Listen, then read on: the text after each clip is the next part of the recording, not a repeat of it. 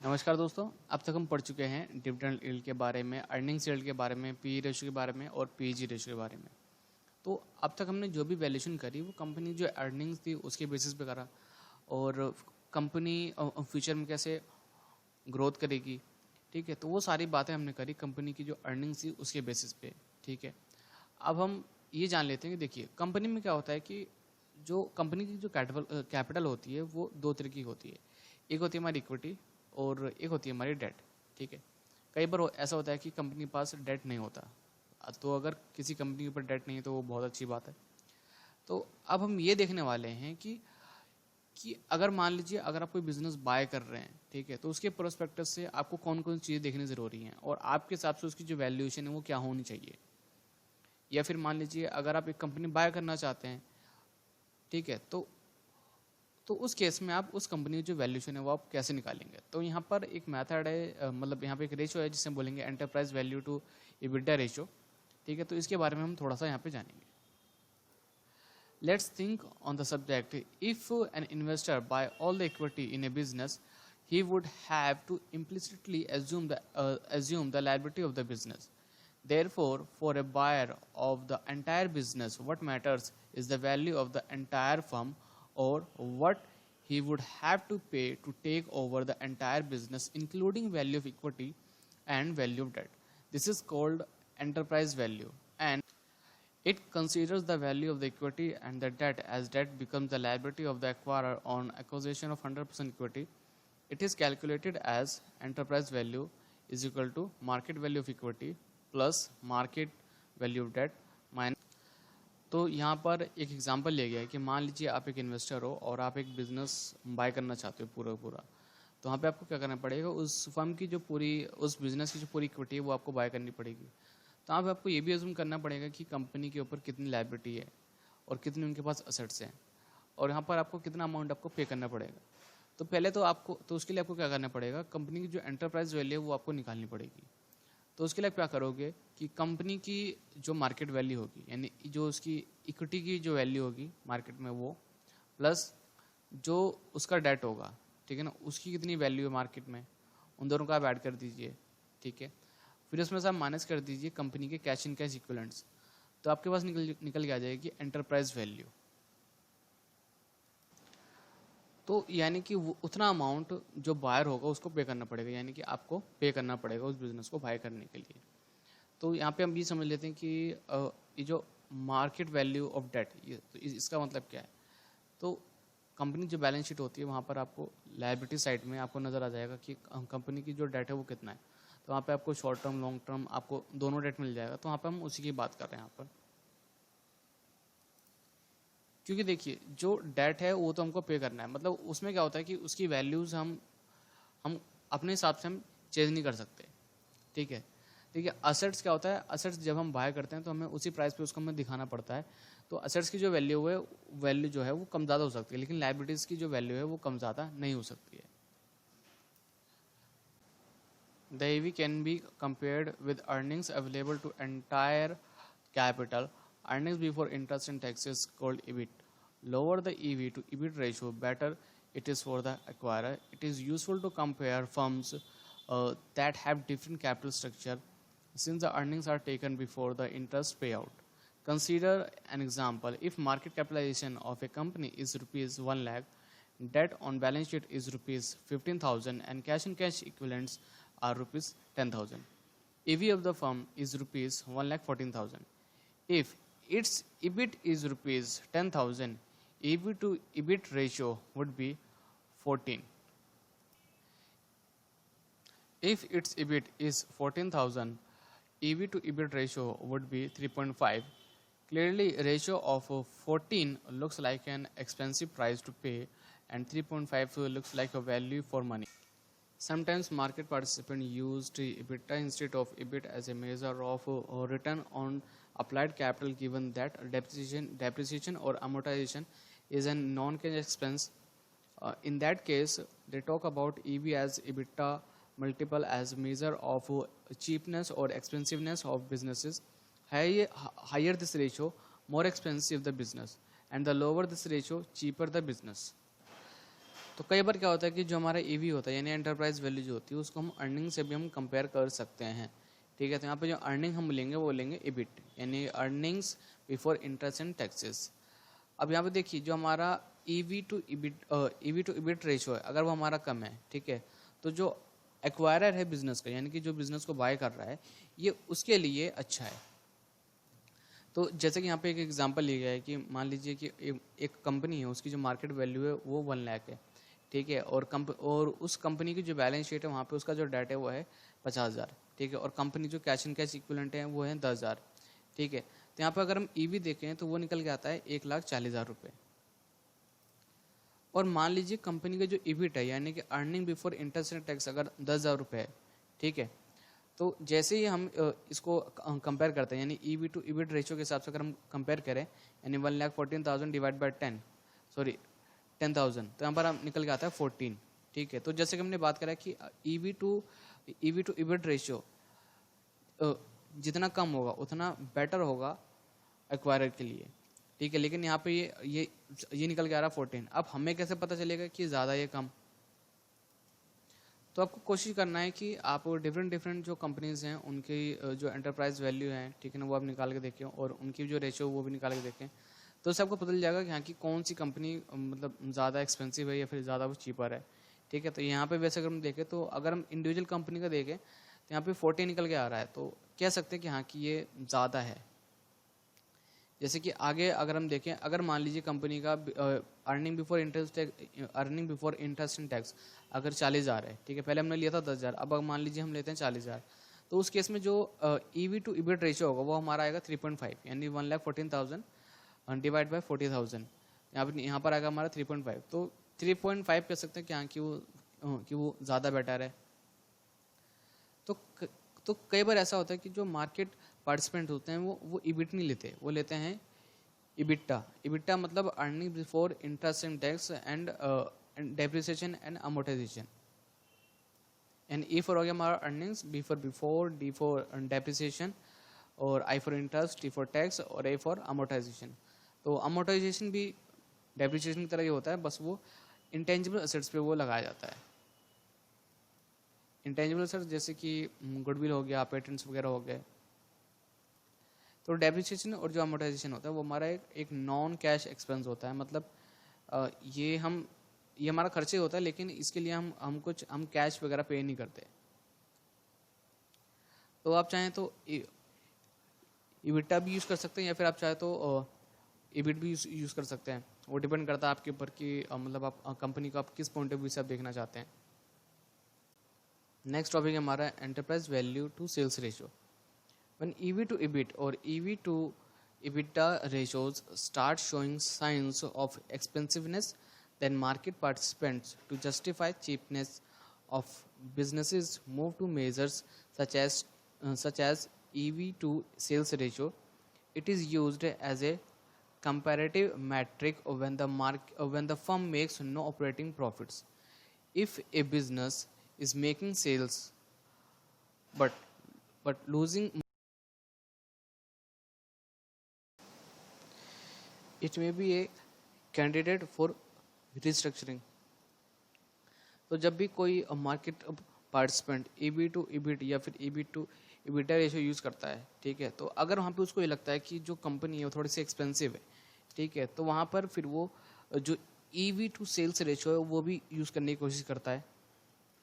कई बार क्या होता है कि जो बिज़नेस है वो प्रॉफिट जनरेट नहीं कर पाता, मतलब वहाँ पर उसको लॉसेस हो रहे होते हैं, ठीक है, तो वहाँ पर भी क्या होता है कि जो मार्केट पार्टिसिपेंट है वो ईवी टू सेल्स रेशियो वो यूज़ करने की कोशिश करते हैं।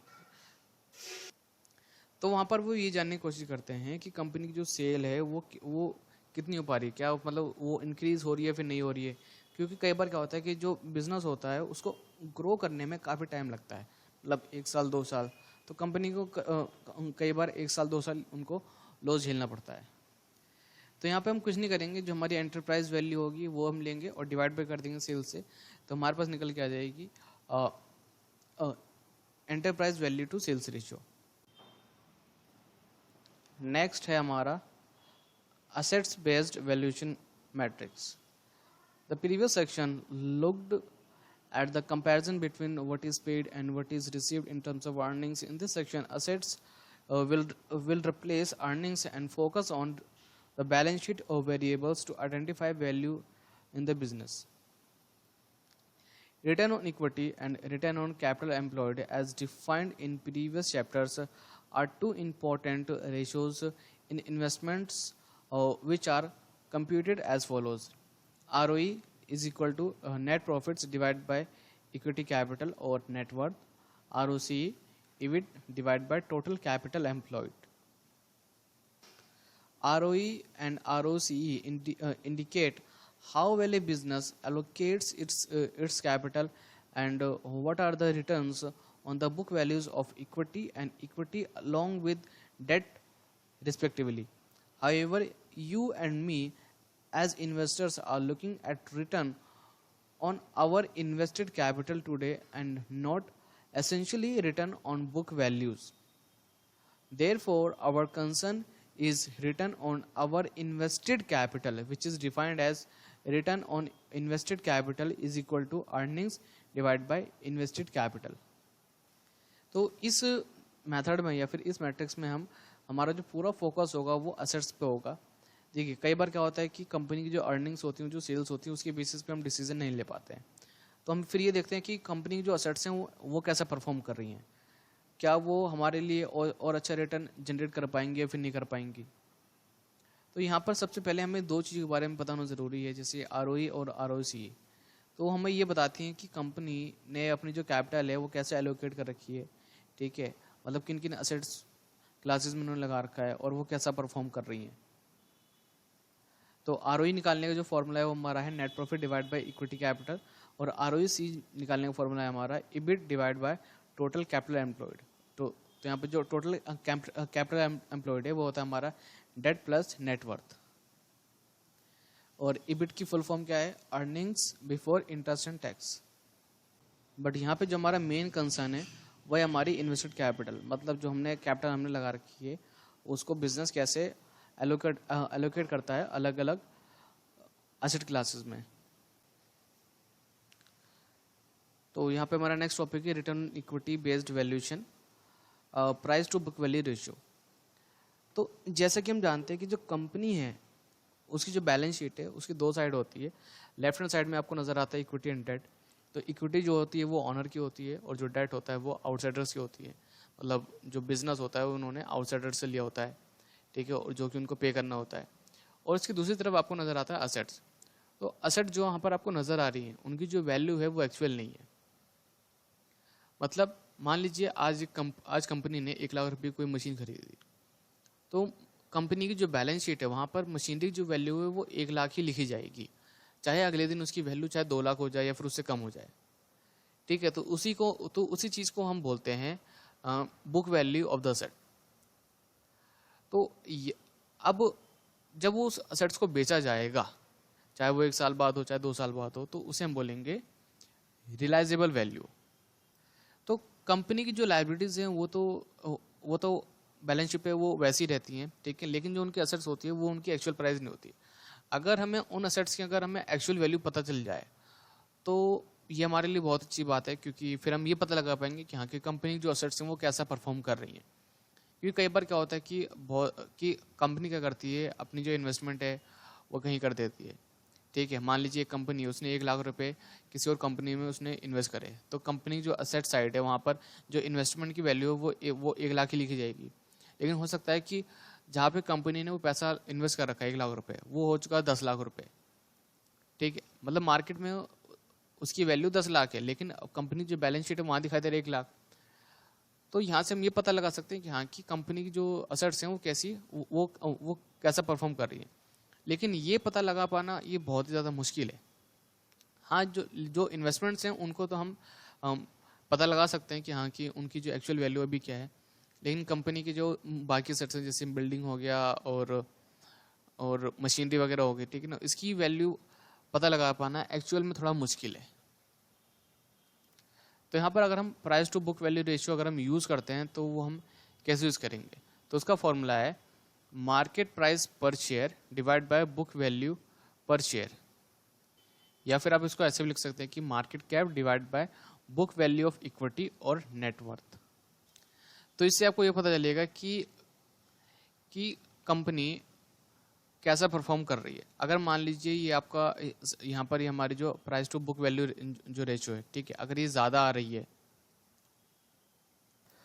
तो ये आपके लिए अच्छी बात है, क्योंकि यहाँ पर ये रेशियो ज़्यादा होगी तो यानी कि जो कंपनी है वो अपनी जो असेट्स हैं उनको अच्छी तरीके से वो यूज़ कर पा रही है। This ratio indicates how much we are paying to buy each rupee of a book value of equity. It is clear that lower this number assets are available cheap and higher this number assets are expensive. Interestingly, we can combine this price to book value ratio with ROE ratio to assess the adequacy of the return on invested capital to facilitate investment and decision making. तो ये ratio हमें ये बताती है कि हम company की equity के लिए कितना रुपए हम पे कर रहे हैं। तो ये रेशो जितनी ज़्यादा कम होगी उतना हमारे लिए बढ़िया है। मतलब अगर कम है तो उसका मतलब क्या है कि जो कंपनी है वो हमको मिली सस्ती है, यानी कि उनकी जो असेट्स है वो थोड़े चीप है।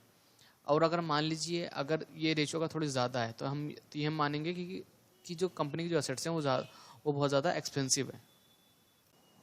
नाउ नेक्स्ट है हमारा return on capital employed based valuation, enterprise value to capital employed ratio. तो हम देखेंगे enterprise value to capital employed ratio. तो एंटरप्राइज वैल्यू क्या होती है ये अभी हम देख चुके हैं। तो एंटरप्राइज वैल्यू निकालने का जो फॉर्मूला है वो सिंपल है, अब value of equity plus value of debt minus कर देंगे हम कंपनी की जो कैश एंड कैश इक्विवेलेंट्स होंगे उनको, तो हमारे पास निकल के आ जाएगा ईवी। अब ईवी टू कैपिटल एम्प्लॉयड जो रेशियो है उसे निकालने का फॉर्मूला है enterprise value divide by capital employed. अब जैसे कि हमको पता है कि जो कैपिटल एम्प्लॉयड है उसमें हमारी टोटल इक्विटी और जो टोटल डेट है वो दोनों आते हैं। देखिए अब यहाँ पे जो टोटल डेट है इसका मतलब ये नहीं कि यहाँ पर हम लॉन्ग टर्म और शॉर्ट टर्म दोनों ले रहे हैं, वो डिपेंड करता है कि आपको किस बेसिस पर निकालना है। आप चाहो तो यहाँ पर आप सिर्फ लॉन्ग टर्म ले सकते हो, आप चाहो तो यहाँ पर सिर्फ शॉर्ट टर्म ले सकते हो, या फिर आप चाहो तो आप दोनों ले सकते हो। तो यहाँ पे एक एग्जांपल लिया गया है, consider a business with net इज ₹1 lakh, debt on the balance sheet is ₹1 lakh, market capitalisation is ₹5 lakh, और cash and cash equivalents on the balance sheet are nil, and ROCE यानी कि रिटर्न ऑन कैपिटल एम्प्लॉयड है वो हमारा 45% पर एनम। तो यहाँ पर अगर हम कैपिटल एम्प्लॉयड अगर हमें निकालना तो हम क्या करेंगे 1 लाख प्लस 1 लाख यानी कि इक्विटी प्लस जो हमारी जो डेट है वो इन टोटल हो गया हमारा 2 लाख। अगर हम यहाँ पे एंटरप्राइज वैल्यू देखें तो हमारे कितना आ जाएगा 5 लाख प्लस 1 लाख, और यहाँ पे जो हमारी कैश एंड कैश इक्विवेलेंट है वो तो हमारा नील है, तो यहाँ पे माइनस नहीं करेंगे, तो यानी कि हमारा कितना टोटल 6 लाख। अब हमें EV to capital employed ratio अगर हमें यूज़ करना है तो 6 लाख डिवाइड बाय 2 लाख यानी कि हमारा आ गया 3। तो इसका मतलब क्या है, if ROCE is 45% and the investor is paying EV which is 3 times of capital employed, the money would generate only 1/3 of this ROCE। तो इसका मतलब क्या है कि यहाँ पर जो पैसा है वो सिर्फ 15% ही वो जनरेट करेगा।